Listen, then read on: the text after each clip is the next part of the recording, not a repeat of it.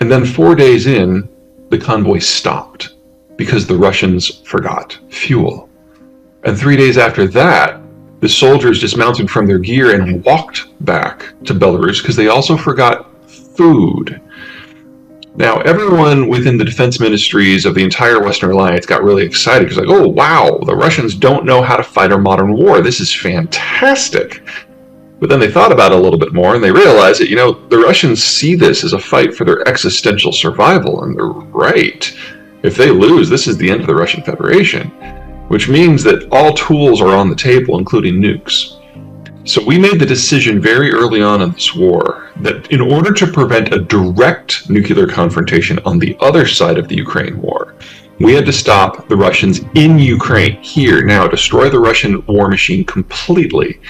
But we had to do it without NATO troops, because then you get that direct clash. We were thinking that it was going to be 1,000 to 1 casualties. The Russians are fighting worse than the Iraqis did in 1992. So the Ukrainians can have any equipment that they can prove that they can use. And right now there's about 50, 60,000 Ukrainian troops that are training across NATO. The first 10,000 have already gone back, and they're using ever more advanced equipment as they go. That meant that this territory swapped. Now, that was NATO's lesson. The Russians took a different lesson. They realized that, maybe we shouldn't have drank our own Kool-Aid and believed our own propaganda, because clearly the Ukrainians are not going to welcome us in as liberators. And if the civilian population of Ukraine is not going to welcome us in, then this is a different sort of fight, and the civilians are now a problem. So rather than going for fast thunder runs that weren't going to work, they dusted off a battle strategy that long predated World War I, and they started advancing very slowly under a hail of artillery fire, not targeting anything that moves, targeting anything that stands. Because their position was, if you destroy all the physical infrastructure, then the civilian population self-segregates into 2 groups. Group 1 flees. They become refugees. You never have to worry about them again. Group 2, anyone of fighting age who stays is clearly there to fight, and you can kill them on sight. We don't have great data because it's a war zone, but we're probably between 100 and 300,000 civilian deaths, and at least another 1 million that have been forcibly kidnapped and relocated to Russia proper, primarily children. This is on pace to be as devastating to the population as the Holocaust was during World War II. So the Ukrainians really have nothing to lose here, because the alternative is eradication. Okay, back to the war. Last week and a half ago, time flies, someone blew this up. Now, this is the Kerch Strait Bridge. It is the only solid rail line between Russia proper and the southern front. It's where they get all of their troop movements, all of their gear, all of their ammo, and especially all of their fuel. And as long as Kerch is offline, the entire Russian southern front is in danger. And that Kherson pocket is part of that southern front. Now, once the Ukrainians started their actual operations in Kherson, they started hitting those 2 black boxes that those green arrows are pointing to with artillery and rocket fire. Those are the only 2 bridges that cross the Dnieper in Kherson. And they now have been sufficiently damaged that you can't drive over them with any sort of heavy equipment. You have to walk. So if the Ukrainians can generate another mass withdrawal event, the Russian forces will have to drive to those bridges, park, and run across.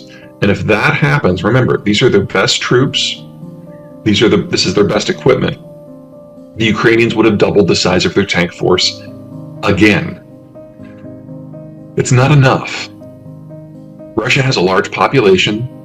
They believe they're fighting for their survival. They're probably right. And in wars past, the Russians have always won with numbers. Casualties Russia tends to fight until Russia can't fight anymore. And there has never been a scenario in Russian history where the Russians have either asked for peace terms or accepted peace terms without first losing at least 500,000 battlefield deaths. We're probably only at about 75,000 right now. So there's a long way to go, unless the Ukrainians can trigger a mass casualty event. And that's what this is about. That dotted blue line is a canal that starts in Kherson with a sluice gate on the Dnieper River and supplies the entirety of the Crimean Peninsula. If the Ukrainians capture Kherson, if they turn off the sluice gate, then the Crimea goes high and dry. Think of north central Saskatchewan in a dry year. That's a good year for Crimea. And if that happens, Crimea suddenly goes from being broadly food self-sufficient to having to import over 80% of their foodstuffs. All they'll be able to do is grow a single crop of short season wheat. You're talking about roughly 2.5 million ethnic Russians living in Crimea, and the bulk of Russia's deployable military forces, along with the best troops that they have. If you trigger a 1980s style Ethiopian famine in the Crimea, that would generate the casualties that would be necessary to break the Russian will. That is how Ukraine wins this war. Far from a foregone conclusion. The Russians, by the time we get to spring, are going to throw 500,000 men into Ukraine. They're going to be badly trained, they're going to be badly led, they're going to be badly equipped with low morale. You know what I call troops like that? Russian. The first year of any war that the Russians have ever been in has looked like this. And then in half of their wars, in the second year, they turn it around. It's too soon to say that they will or they won't. All I can tell you is that in terms of human carnage, this has a long way to go in any scenario. All right, so that's the strategic picture. Let's look at this from an economic point of view. Take Belarus, Ukraine, and Russia, the three belligerents, put them into a bucket. Collectively, they are the world's largest supplier of everything in the first column, second largest for the second column, and so on. Now, we're going to go through a number of these that are of interest to Manitoba, but first I want to go through the ones that are not, just so you have an idea of the idea of scale that we're dealing with here. First of all, aluminum. Unlike most of the mineral products that the Russians produce, they actually don't have any bauxite. So the aluminum process is you mine the bauxite, you basically run a current through it until you get a white powder called alumina, and then you transfer that to another facility where it's turned into the aluminum metal. When the Soviet system collapsed, they had all of this spare industrial capacity, and they started exporting things like steel.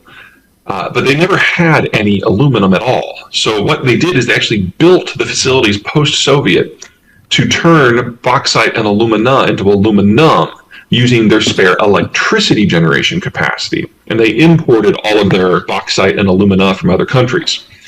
They get 2/3 of it from Ireland and Australia, which have stopped selling it. So this is an industry that is in the process of dying, and the Russians are the world's third largest source. Titanium.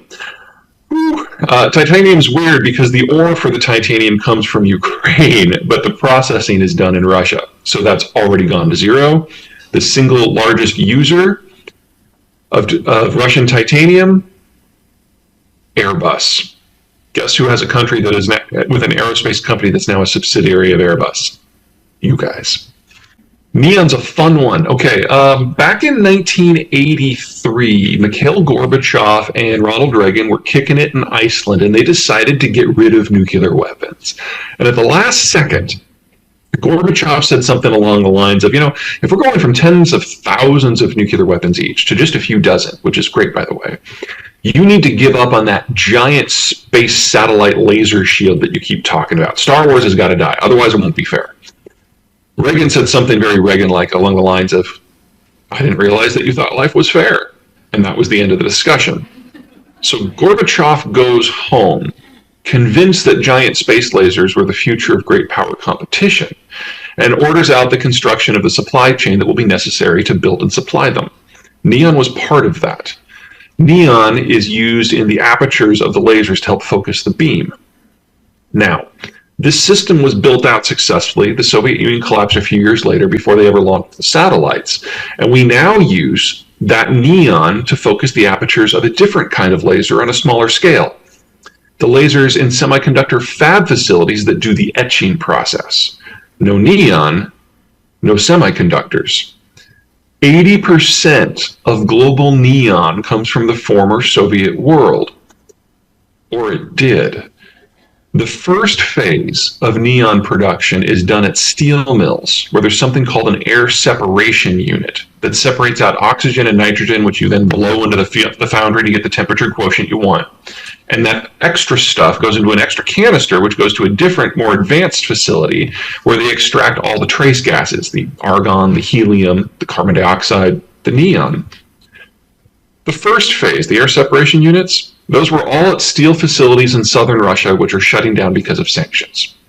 The second phase, the purification, was done in part in Odessa, which hasn't had reliable power for 6 months, but most of it was done in Mariupol, which is now leveled. We have already lost 80% of global supply, which means that probably within a year, we're going to have to decide what has to go back to analytics.